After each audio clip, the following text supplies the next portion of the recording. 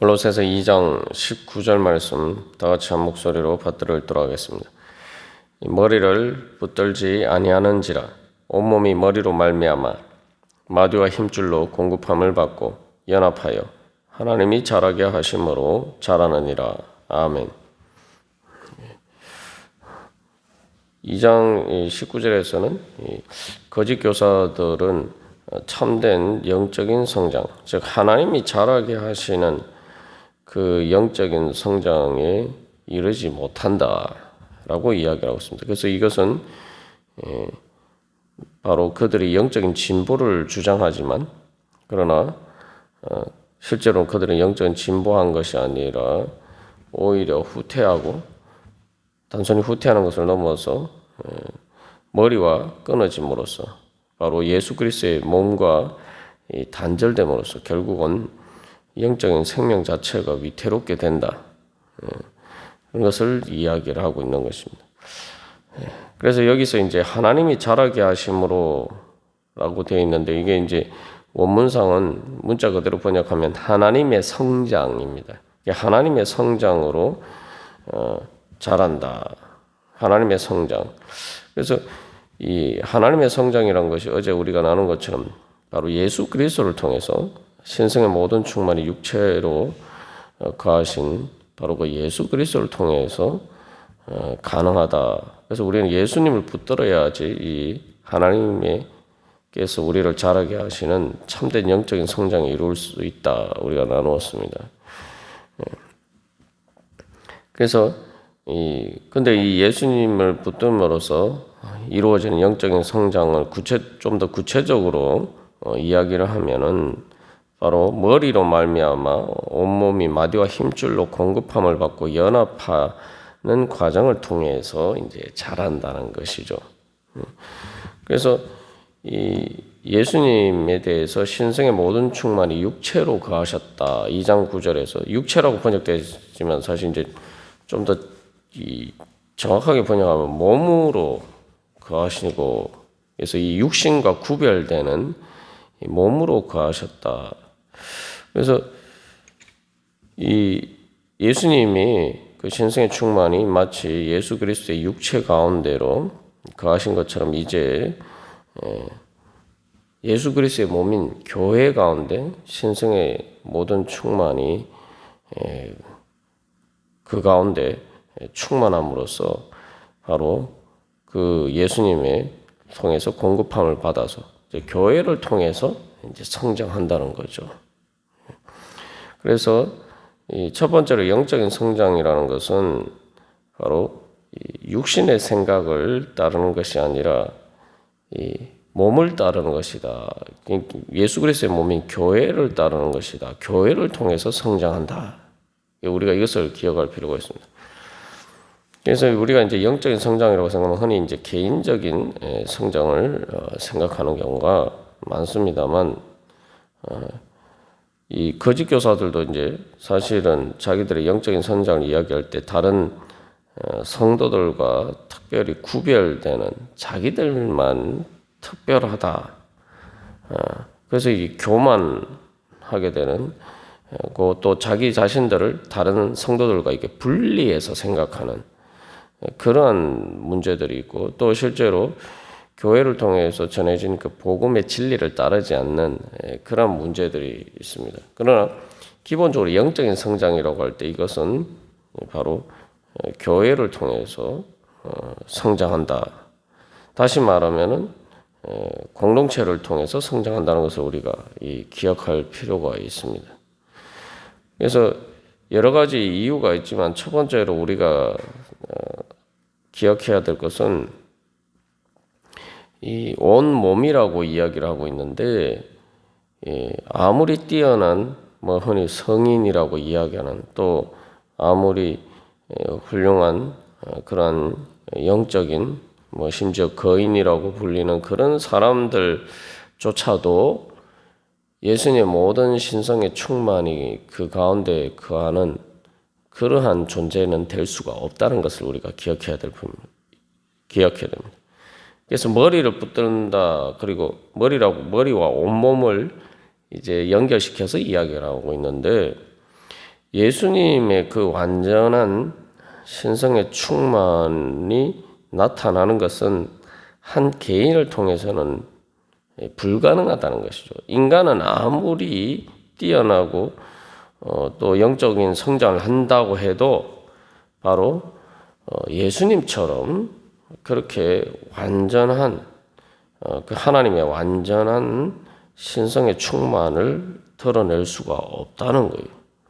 그게 근본적인 육신의 인간의 한계죠. 그것은 하나님이 한계가 있어서 그런 것이 아니라 바로 인간 자신이 한계가 있기 때문에 우리가 흔히 이제 생각할 때 신앙생활 할 때 하나님이 뭐 다 이렇게 해주시면 되지 왜 안 됐냐 이렇게 생각하지만 하나님의 능력의 한계 때문이 아니라 그 하나님의 은혜와 능력을 수용하는 그것을 담을 수 있는 인간의 그릇이 작기 때문에 인간은 아무리 큰 그릇이라도 하더라도 예수 그리스도의 그 신성에 충만한 것을 완전히 다 담을 수 있는 그러한 자리에 설 수가 없습니다. 그게 이제 어떻게 보면 육신의 한계죠. 그렇기 때문에 이 앞에서도 이제 천사 숭배나 또 내가 마치 완전한 것처럼 그렇게 자랑하는 것은 헛되이 과장하는 교만이라는 거죠. 그래서 이 고린도전서 12장에서도 사도 바울이 이야기하는 것처럼 우리는 온몸이 될 수가 없다는 거죠. 인간은 한 개인이 온몸이 될 수가 없고 그 온몸의 지체에 불과하다는 거죠. 그래서 또한 여기서 우리가 기억해야 될 것은 그래서 머리와 연결되기 위해서 다시 말하면 머리 대신 예수님을 붙들기 위해서는 교회 공동체를 통해서 마디와 힘줄로 공급함을 받고 연합하는 것을 통해서만 또 머리를 붙들 수 있다라는 것을 우리가 기억해야 됩니다. 그래서 여기서 이제 마디와 힘줄이라고 이야기를 하는데 마디라는 것은 이제 이 관절이나 인대를 의미합니다. 그래서 이건 기본적인 이제 연결하다라는 의미에서 이제 나온 말이고 힘줄이라는 것은 말 그대로 이제 근육의 힘줄을 가리킬 수도 있고 또 이 뭐 인대를 의미할 수도 있습니다. 그래서 이 관절이라는 건 이제 뼈와 뼈를 연결하고 인대는 이 뼈와 뼈 사이를 이제 또 연결하는 띠 모양의 이제 결합 조직이죠. 힘줄이라는 것은 근육을 몸의 다른 부위 주로 이제 뼈에 부착시키는 조직이에요. 그래서 어쨌든 이 마디와 힘줄은 기본적으로 몸을 이렇게 몸의 여러 가지 사지를 부분들을 이렇게 전체적으로 연결시켜서 전체적으로 한 몸을 형성할 수 있도록 만들어주는 역할을 하죠. 그래서 각 지체들은 구별되지만 연결되어서 이제 한 몸을 형성하게 됩니다. 그 구조적인 통일성을 이루게 되는데 그것을 통해서 이제 그 함께 이제 자란다라는 것이 중요한 것입니다. 그래서 여기서 이제 떨어져 나가면은 기본적으로 머리 위에 붙어 있을 수가 없는 것이죠. 그래서 오늘날 뭐 가나안 성도 교회에 안 나가고 예수님만 믿는다 이렇게 이야기를 하지만 기본적으로 그것은 정상적인 신앙생활이 아니고 비정상적일 뿐만 아니라 또한 그렇게 대해서는 온전한 영적인 성장을 이룰 수도 없거니와 또한 영적인 생명 자체가 또 위태롭게 됩니다. 사실 이제 가나안 성도라고 얘기하지만 가나안 성도가 신앙생활하는 모든 또한 자료나 그러한 원천들은 전부 다 사실은 혼자 신앙생활한다고 하지만 그 모든 것들은 사실 이제 교회를 통해서 이제 주어진 것이죠. 그 모두가 가나안 성도가 되면은 교회는 존재할 수가 없고 아무도 예수 믿는 사람이 존재 자체를 할 수가 없게 되는 것입니다. 가난한 성도도 존재할 수가 없게 되는 거죠. 그러면은 그래서 이게 왜 그러면은 공동체가 필요하냐? 인간의 육신의 한계 때문이기도 하지만 바로 진정한 영적인 것이라는 것은 어떤 개인적으로 내가 어떤 잘 되는 것을 의미하는 것이 아니라는 거죠. 우리가 이 사람의 성장도 보면은 사실 이제 사람이 어렸을 때는 어린아이나 아기나 어린아이 때는 사실은 자기 필요조차도 자기 스스로 채우지 못합니다. 그러나 영적인 성장의 가장 큰 특징은 뭡니까? 성장하게 되면은 자기 필요를 자기 스스로 채울 뿐만 아니라 이제 다른 사람들에게 필요를 채워줄 수 있는 자리. 그래서 사회의 공동체의 한 일원으로서 뭔가 자기 나름의 역할을 하고 또한 다른 사람들에게 도움을 줄 수 있는, 그게 뭐 꼭 일부러 돕지 않아도 그 자기 역할을 함으로써 자기 하는 사회 구성원으로서 역할을 온전히 함으로써 자연스럽게 다른 사람들이 하지 못하는 것 역할을 감당함으로써 도움을 주는 거죠. 그게 이제 성장의 가장 중요한 특징이죠. 그러나 이제 제대로 이렇게 몸만 성장했지 제대로 이렇게 성장하지 못하면 성숙하지 못하게 되면은 나이가 들어서 어른이 됐는데도 자기 필요도 제대로 채우지 못할 뿐만 아니라 또한 자기 역할을 제대로 감당하지 못함으로 또 때로는 다른 사람에게 피해를 입히는 그러한 문제가 생기게 되죠. 그래서 기본적으로 이제 성장이란 것 자체가 가지는 속성이 바로 다른 사람들에게 유익을 끼치고 또한 그렇게 그것을 통해서 공동체를 이루어가는 것이 성장의 가장 중요한 속성입니다. 이제 일반 세상적으로도 보면 그러한데 우리가 이제 자칫 잘못 생각하면 영적인 성장을 이 거짓 교사들처럼 자기 혼자 신앙생활하면서 뭐 신비한 진리를 깨닫고 뭐 환상을 보고 뭐 이런 것만 이제 생각합니다만 기본적으로 하나님께서 뜻하신 그 계명은 무엇입니까?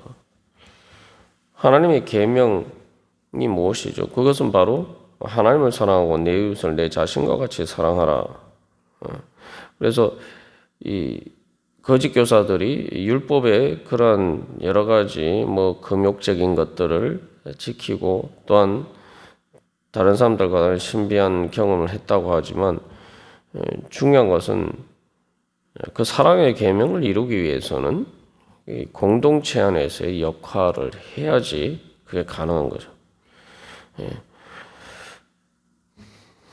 그래서 기본적으로 예수 그리스도께서도 만약에 이 거짓 교사들이 생각하는 그런 신앙생활을 영적인 성장이고 진보다 이렇게 생각했으면은 예수님이 이 땅에 오시지도 않았겠죠. 그리고 하나님이 인간을 창조하시지도 않았을 것입니다.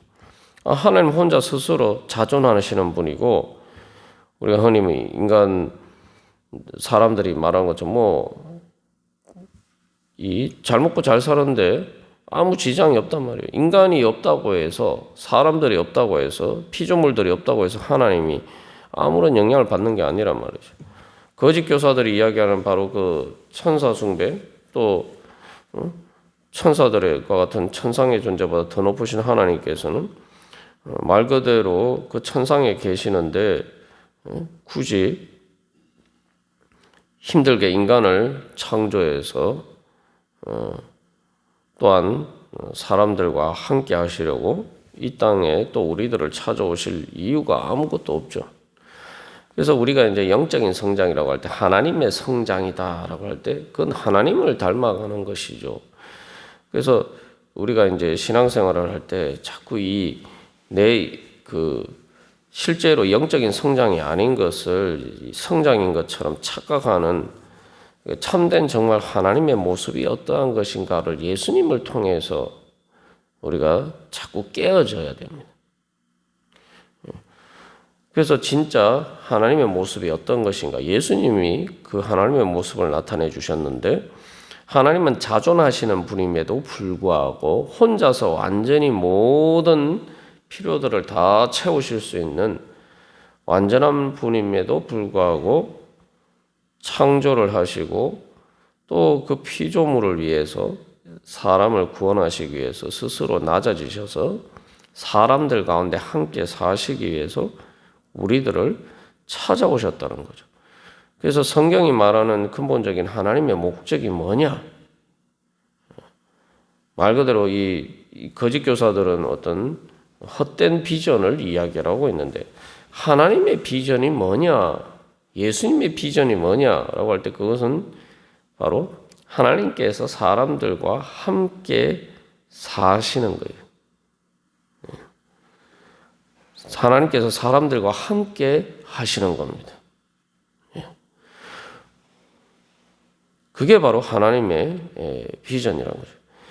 그래서 하나님이 사랑이다라고 할 때에 바로 그 하나님이 사랑이라는 의미는 바로 하나님께서는 사랑하기를 원하셔서 사랑의 대상인 우리를 창조하시고 또 우리와 함께 하기를 원하신다는 거예요. 우리가 영적인 성장이라고 할 때는 바로 그 하나님의 마음이 어떠한 것인가 이것을 알아가는 만큼 우리는 참된 영적인 성장에 이르게 되는 것이죠.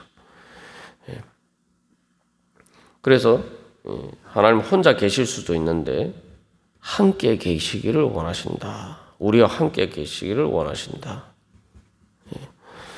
그래서 인간의 행복이라는 것도 보면은 사실은 이제 혼자서 이렇게 행복한 것을 생각합니다만 사실은 그런 행복은 육신의 생각을 따른 것이죠. 육신의 행복이죠.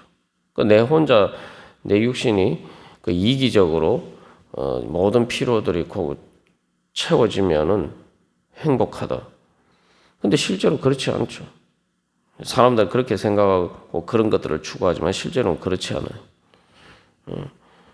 그래서 진정한 행복은 바로 참된 사랑의 관계 속에서 함께 할 때만 이제 주어지는 거죠. 그래서 우리가 여기서 거짓 교사들이 천사 숭배, 천상의 예배에 참여하는 것을 이야기하는 그 주장했습니다만 사도 바울이 이야기하는 거 보면 진짜 천상의 예배가 뭐냐? 진짜 천국이 뭐냐? 진짜 천국의 예배에 참석한다는 게 뭐냐? 천국에 혼자 있는 건가요? 혼자 있으면 천국이 될 수가 없죠. 바로 천국은 요한계시록에서 이야기하는 것처럼 수를 셀 수 없는 허다한 무리들의 성도들이 예수님과 함께 서로 사랑의 관계 안에 있는 것이 바로 천국이에요.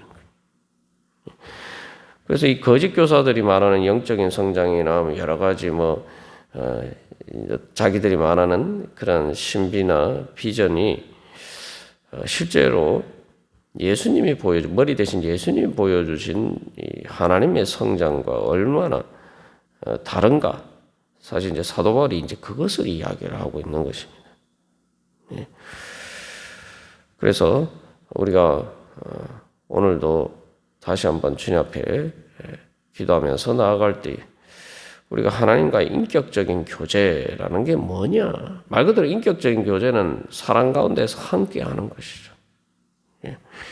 사람들과 함께 사랑하면서 함께 하지 못하면 사실은 하나님과의 인격적인 교제 가운데 있다라는 것이 과연 진짜 그것이 가능한지 우리가 한번 돌이켜보고 또 하나님께서 우리에게 참된 은혜를 주시기 위해서 바로 그렇게 서로 사랑하는 가운데 함께하는 또한 법을 배워가게 하시고 또 그런 능력을 주시고 그래서 우리가 기도할 때도 또 중보 기도하고 또 그렇게 하는 가운데 우리가 바로 그러한 영적인 성장을 이루어가는 또 그렇게 자라가는 그러한 하루가 되기를 간절히 소망합니다. 다 같이 기도 드리시겠습니다.